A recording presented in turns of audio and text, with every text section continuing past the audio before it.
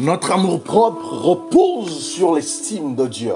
C'est dans la Bible que nous trouvons précisément dans les livres de Psaume, au chapitre 8, les versets 3 à 5. Quand je contemple les cieux et ouvrage de tes mains, la lune et les étoiles que tu as créées, qu'est-ce que l'homme pour que tu te souviennes de lui? Et le Fils de l'homme pour que tu prennes garde à lui. Tu l'as fait de peu inférieur à Dieu. Et tu l'as couronné de gloire et de magnificence. Dieu nous estime à cause de son caractère et non d'une autre. C'est dans Psaume 113, versets 7 à 8 que nous lisons: de la poussière, il retire le pauvre, du fumier, il relève l'indigent pour les faire asseoir avec les grands. Alléluia. Oh, même si vous êtes négligé ou méprisé, oh, même si vous n'êtes point regardé avec un bon œil, sachez que Dieu, votre Créateur, vous estime. Sachez que Dieu, votre Rédempteur, vous estime. Sachez que Dieu, votre Consolateur, vous estime. Oui, il nous estime et nous a constamment à l'esprit. C'est dans Psaume 139, verset 17 à 18 que nous lisons: que tes pensées, ô Dieu, me semblent pénétrables, que le nombre en est grand si je les compte. Elles sont plus nombreuses que les grains de sable. Je m'éveille, je suis encore avec toi. Alléluia. Cher ami, est-ce que vous avez déjà compté les grains de sable? Est-ce que vous en connaissez le nombre? Eh bien, Dieu, lui, a des pensées qui sont plus nombreuses que ces grains. Pour Dieu, vous êtes précieux.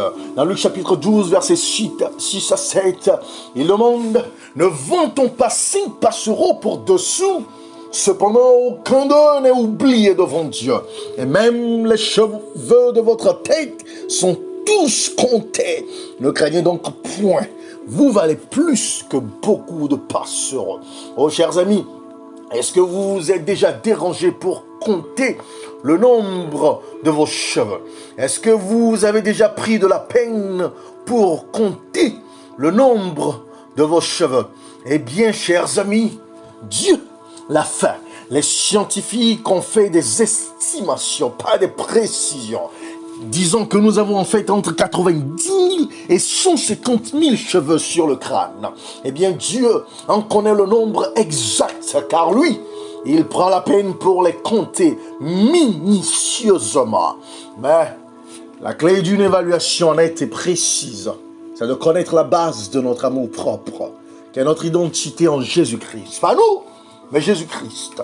Car Paul nous dit dans Romains chapitre 12, verset 3, par la grâce qui m'a été donnée, non par sa connaissance, non par son statut, non par ses possessions, non par sa supériorité. Il dit par la grâce qui m'a été donnée. La grâce, c'est une faveur non méritée. Oh, il continue en disant: je dis à chacun de vous de n'avoir pas de lui-même une autre haute opinion, mais de revêtir les sentiments modestes selon la mesure de foi que Dieu a départie à chacun. Eh bien, chers amis, c'est aussi l'antidote contre l'égoïsme, mais aussi contre l'orgueil. C'est aussi l'antidote pour avoir de la modestie et de l'humilité. C'est aussi l'antidote contre le complexe d'infériorité et le complexe de supériorité. Et c'est pour cela que nous devons reconnaître que notre identité se trouve dans la rédemption du Christ selon Romains chapitre 3 verset 24. Oui, notre identité se trouve dans notre règne dans la vie de Jésus-Christ selon Romains chapitre 5 verset 17. Oui, nous sommes seulement vivants en Dieu que par Jésus-Christ selon Romains 6 verset 11. Et nous avons la vie éternelle selon Romains 6, verset 23, malgré notre péché, notre chute. Et nous sommes les co-héritiers avec Christ, selon Romains chapitre 8, verset 17. Et nous avons été sanctifiés en Christ, selon 1 Corinthiens chapitre 1, verset 2. Même si nous sommes pécheurs, même si nous sommes vils, même si nous sommes rejetés, vilipendés, anéantis, nous avons la rédemption en Christ.